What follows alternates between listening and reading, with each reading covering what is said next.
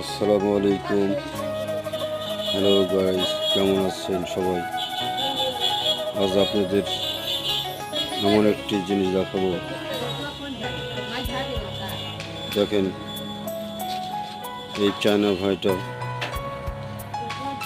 কি করে স্বচ্ছ পানিতে মাছ ধরে, এক খেয়াতে কতগুলো মাছ ওঠে।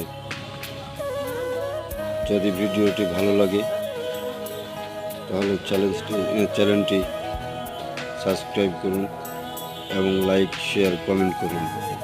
ধন্যবাদ। আবার নতুন ভিডিও দেখার জন্য অপেক্ষায় থাকুন।